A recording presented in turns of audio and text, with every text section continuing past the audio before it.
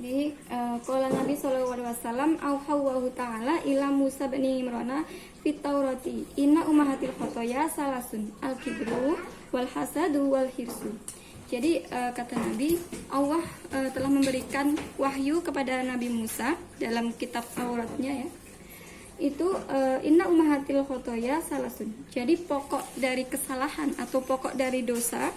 Jadi dari semua dosa-dosa itu semua ya, itu pokoknya ada 3. Yang pertama al-kibru, sombong. Nanti kita bahas satu-satu ya.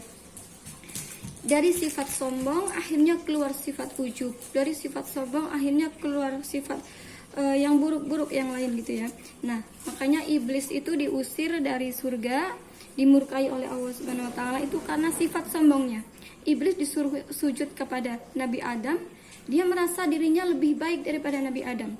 Dia merasa bahwa dia diciptakan dari api, sedangkan Nabi Adam diciptakan dari tanah. Makanya dia tidak mau sujud kepada Nabi Adam, sebab dia sombong. Dia merasa paling baik, merasa lebih baik daripada Nabi Adam. Itulah dari sifat sombongnya akhirnya menimbulkan kesalahan-kesalahan yang lain gitu ya. Jadi kata Nabi SAW, al-kibru batrul haqqi wa hamtun nasi. Sombong itu menolak kebenaran ya. Jadi ada orang lain yang sifatnya benar, orang lain itu sifatnya baik misalnya, akhlaknya baik dan sebagainya, kita menolak, kita tidak bisa, maksudnya kita tidak bisa terima gitu ya. Kita merasa bahwa akulah yang paling benar, dia salah gitu ya. Dia merasa bahwa dirinya yang paling benar, dirinya yang paling unggul dan sebagainya. Orang lain yang salah, orang lain yang buruk gitu ya. Dia merasa bahwa dirinya lebih baik ya gitu ya. Jadi dia merasa bahwa orang lain itu yang salah gitu ya, yang paling buruk. Wahum tunasi, dan dia juga meremehkan orang lain ya, merendahkan atau menghina orang lain gitu.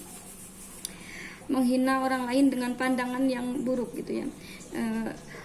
Wa man nadara ila nafsihi bi ghairi ta'dini wa ila ghairihi bi ghairi istihari fa huwa minal mutakabirina. Jadi barang siapa yang melihat dirinya itu atau merasa dirinya itu baik, dia melihat dirinya itu dengan pandangan yang agung. Aku tuh paling hebat, aku paling ngalim, paling kaya dan sebagainya gitu ya. Dia merasa paling unggul daripada orang lain dan melihat orang lain itu dengan pandangan yang menghina. Dia nggak pernah sholat, dia nggak pernah ibadah, dia nggak punya ilmu dan sebagainya. Dia meremehkan orang lain dan dia berprasangka kepada bahwa orang lain itu buruk, lebih buruk daripada kita. Nah itu termasuk orang yang mutakabirin, termasuk orang yang sombong gitu ya.